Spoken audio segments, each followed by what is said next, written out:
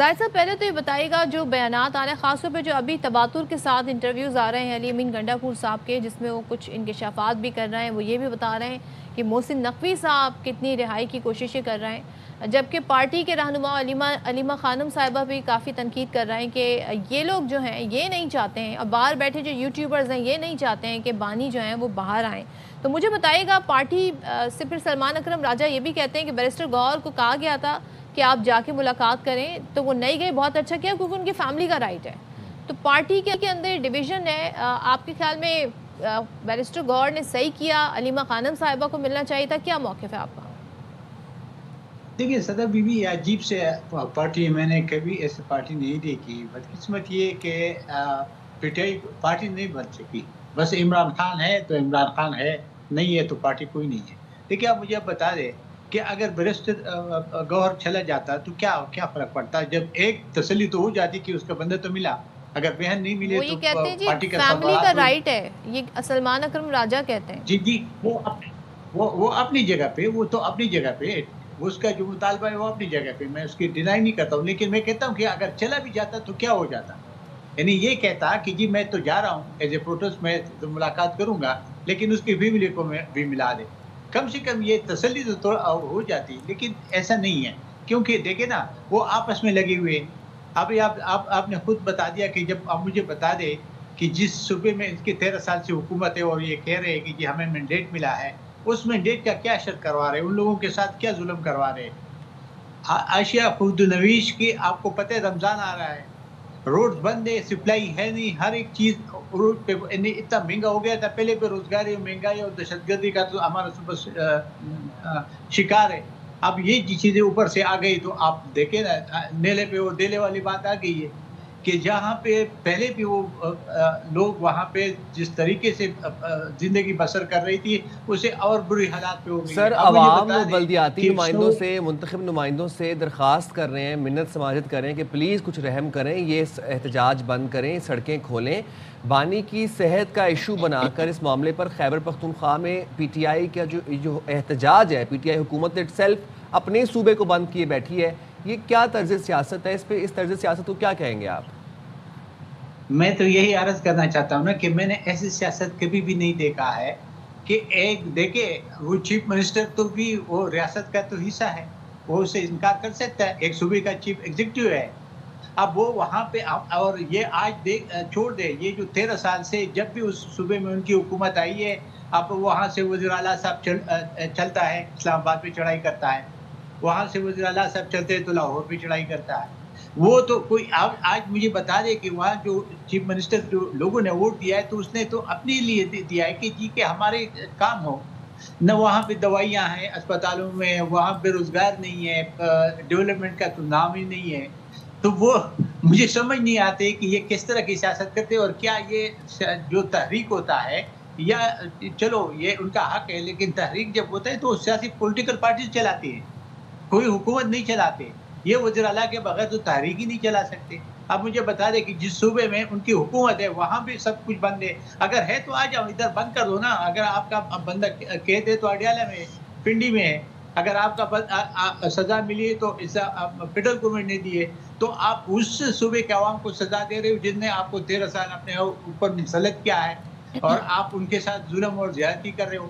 آپ وہاں پہ ابھی دیکھیں نا، یہ جو آپ وہاں پہ جتنی بھی ایمبولینس وغیرہ ہو رہی ہے اس میں لوگ مر گئے بیچارے، ان کا کیا قصور تھا؟ ایک عمران خان کے اس کے لیے ملاقات کے لیے، واقعی علاج تو ہو رہا ہے اس کا، ملاقات کے لیے وہ لوگوں کو مار رہے ہیں، اس کے کوئی پرواہ نہیں ہے، لیکن اگر لوگ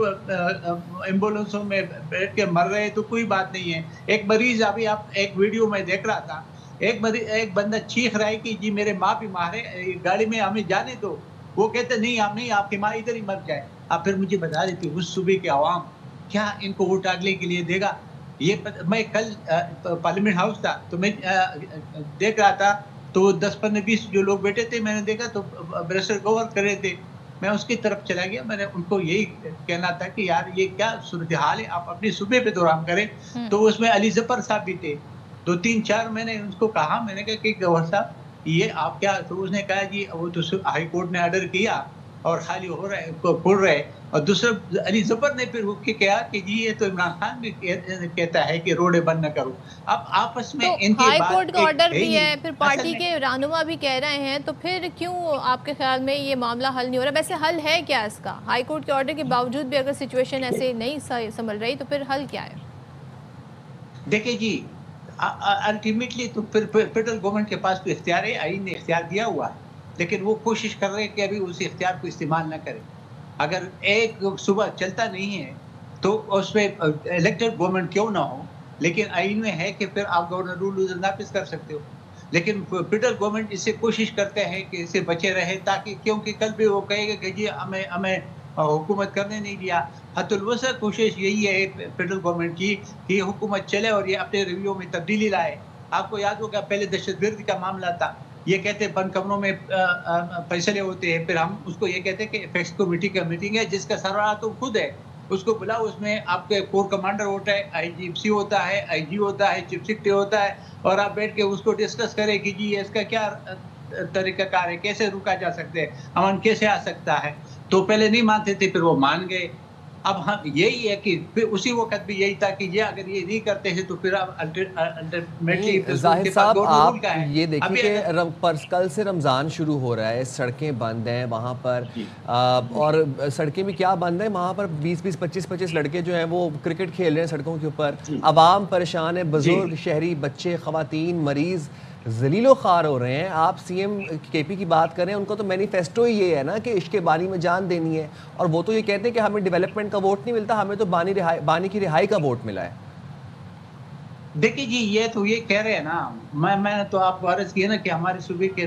13 سال سے بدقسمتی ہے, ایسے حکومت کو مسلط کیا گیا کہ وہ یہی کہتے ہیں, آپ والی بات سے بالکل میں متفق ہوں, وہ یہی کہہ رہے ہیں. وہ خود آگے تو ادھر پوتھمپاؤ سے اسلام آباد میں بیٹھے ہیں, مزے لوٹ رہے ہیں. چیف منسٹر ادھر بیٹھا ہوا ہے, اس کا حق ادھر ہے کہ اس کے صوبے میں کیا ہو رہا ہے, اور یہ ادھر آ کے بیٹھا ہوا ہے. اس طرح جو پہلے چیف منسٹر تھے تو اس کے بھی جب سے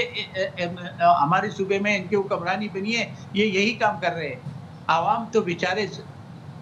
برباد ہو رہے ہیں, زار و خوار ہو رہے ہیں. ابھی آپ خواتین اور بچوں کو دیکھیں, وہ پیدل چل کے پھر جب آگے جاتے تو دوسرے گاڑیوں میں بیٹھتے تو وہ منہ مانگے کرایہ ان سے لیا جاتا. ابھی رول رہے, پورا عوام کو رول لیا, اور میرے خیال میں اس وقت دیکھیں اگر پھر گورنمنٹ کا اپنا بدنیتی کی مبنی ہوتا ہے تو کہتے کہ ٹھیک ہے کرنے دو تاکہ عوام لگے. عوام ابھی تنگ آ چکی. میں ایک بات بتانا چاہتا ہوں, اگر یہ باز نہیں آتے ہیں اور یہ سڑکیں نہیں کھلتی ہیں تو اللہ نہ کرے کہ کوئی خانہ جنگی کی طرف بڑھ جائے, کیونکہ عوام تنگ ہے. اور عوام جب تنگ ہوتے ہیں, جو 10-15 لڑکے یا 20 یا 100 یا 200 لڑکے جو بیٹھے ہوتے ہیں نا, اگر کسی نے ایک